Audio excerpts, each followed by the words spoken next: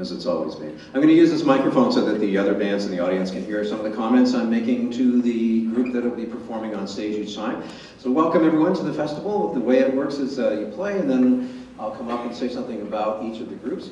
What I want to stress with all three bands this afternoon is that the comments I make to you now may be about the particular pieces you played, but in most cases, everything I say will apply to any piece of music you would ever play as a band member. And actually could apply in many cases to anything you would ever perform as a soloist, as a vocalist perhaps. Some of you sing in choir, some of you play in jazz bands. So a lot of the musical concepts, they're broad general terms that affect everything, okay? So first of all though, I want to tell you how impressed I was. You look fantastic, you sound terrific, you played with great energy and enthusiasm. Everybody out there in that last piece, their feet were tapping. They wanted to clap along with you because it was so energetic. Good job, percussion. You had lots to do in those two pieces, which was fantastic. Sometimes, you know, you play a march and it's chunk, and that's all we get to do, but you played really well today, every section. So I hope you get a chance to hear my commentary. I think it gets uploaded to some cloud and then you can play it for them in school. You'll hear me complimenting all of the sections of the band. So good work. What we're going to do is talk about a concept I think all bands can be mindful of. So we're going to look at the first piece to start with. If we have time, we might talk a little bit about the second piece. But let's take a look at Kronos. Interesting, the school that this piece was commissioned for is in the northeast suburbs of the lakeshore, just north of Chicago. And in fact, I've been to that community. I think it's Lake Forest or something like that. It's a beautiful part of Chicago, northeast suburbs. It's north of Northwestern. It's a really, really cool area. And lots of $1-million homes. So the kids who got to play this piece the first time came from like lots of money. So you got to play it like you got to be money players on this one, okay? Kronos, very, very evocative piece, and the thing about this one is it has kind of like that slow start, and then it gets into the energetic playing. So we're going to talk a little bit about something that I think is important. Let's go to the note you have before measure 12. So jump ahead to bar 11. Okay, so all the way back to the beginning. And can you just play the note you have in bar 11, okay? Here we go, folks.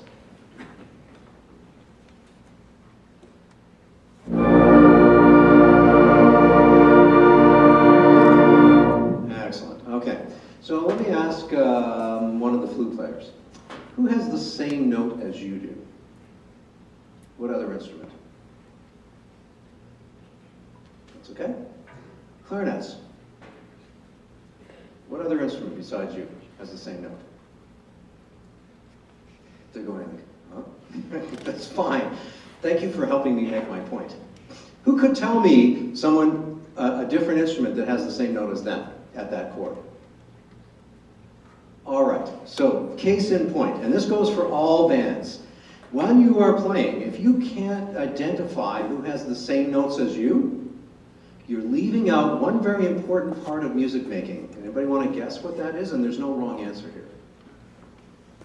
They're very quiet and shy, aren't they, Mr. Warner? They're like this in class all the time, I bet. Yes? Harmony. Okay, good. Well, yes, of course. There's a lot of... Are we all playing the same note? No. So we're playing different notes, so we produce a kind of a harmony. Somebody had a different answer over here? Yeah. Okay. Yeah, we're not... Perhaps we need to be listening... Ooh, I gave it away. What are we forgetting to do if we can't identify? We're not listening. Now, some of you were hearing, but were you listening? All right, you heard sounds, but were you critically listening to your sound in relationship to everyone else's sound?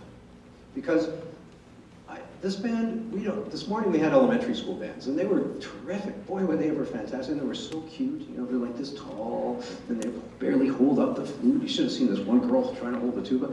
But, you know, them, we're talking about how to sit, how to push the right buttons down. You guys have all of the fundamentals down so well. The next step for you is like, how do I listen critically? And that's going to actually adjust something in your sound overall. So here we go. Let's play that chord again. This time when you play it, see if you can identify somebody else who has the same note as you, and then we'll test it out. Ready? Percussion, I'm sorry for all this. You will get to play something in a minute, I promise. Okay, we go 2, breathe, and.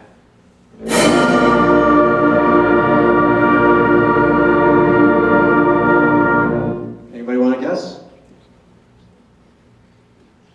Don't, take a risk. Flutes, anybody? Oboes. Let's hear the oboes and flutes together on that note. 1, 2, breathe, go. Same or different? Same or different? Man, what do you think? Raise your hand if you think it's the same note. Who thinks it's different? Okay, so whatever. Yeah. Who's the second flute then? Maybe they got the oboe note. Let's hear the second flute part, plus the oboe. 1, 2, 3, go. Same or different? All right, well, we could go on for a long time on this. But the point is, there are other people. Okay, let's hear, play the chord one more time. And I'm going to ask you to do something after you play it. This will reinforce it a little bit. 1, 2, 3, and.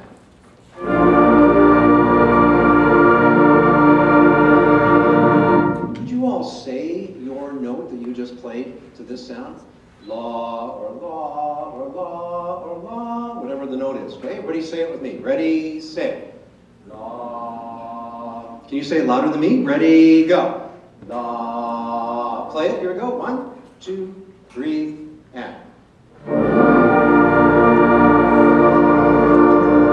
Now say it again, confidently, louder, go. La, la, la. Here we go. Do you sing a lot in class? No. Guess what's going to help your tone? Have them say the notes.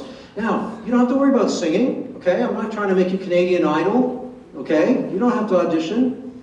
You never know. You might be the next people. Well, you probably don't want to be him. But you never know where you might go. But if you can say it, you can play it. And you can play it more in tone and in tune. I guarantee. Play the note again. Here we go. Imagine that you're singing it through your instrument. 2, breathe, and.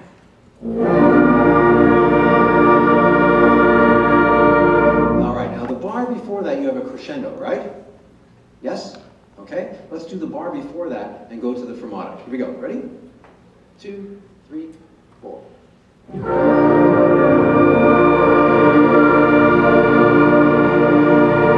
Here's another question for you. Who pushes the crescendo? Who can make the biggest crescendo in the band? Raise your hand if you think you can make the biggest crescendo in the band. What were you going to say? Percussion, for sure, right? You guys can play louder. I saw some tuba hands back there.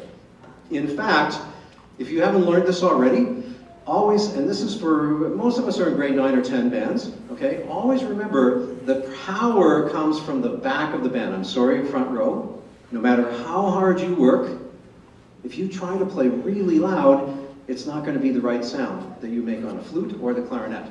Because your notes are already high, they're going to carry a lot further than those guys back there. So, big instruments. Where are the biggest instruments? Tubas, bass clarinet, bari sax.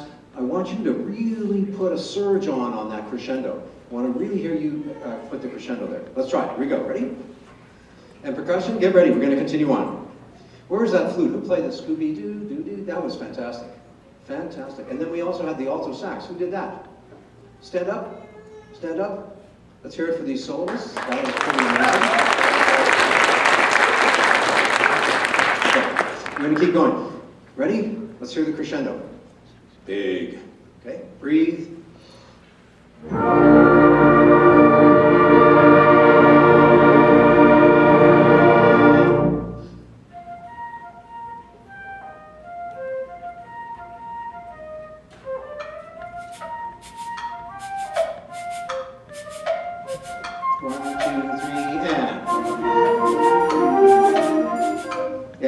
Surprised you because I wasn't conducting every beat.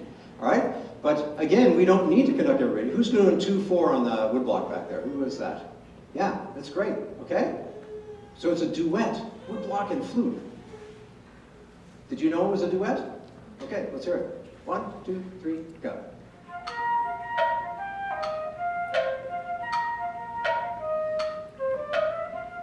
Ready, flutes? 2, 3, and.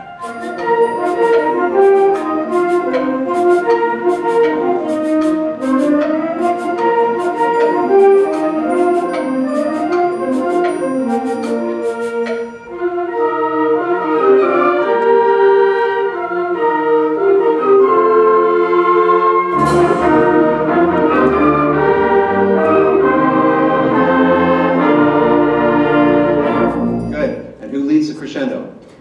Who leads the crescendo? Tubas, all the big guys, all right? Anything that's big leads the crescendo. And the same thing I would ask you right there. Bar 35, the one bar before 36. Who else has the same note as you? Play that note. Here we go, bar 35. Okay, just play and hold that chord. Bar 35. 1, 2, 3.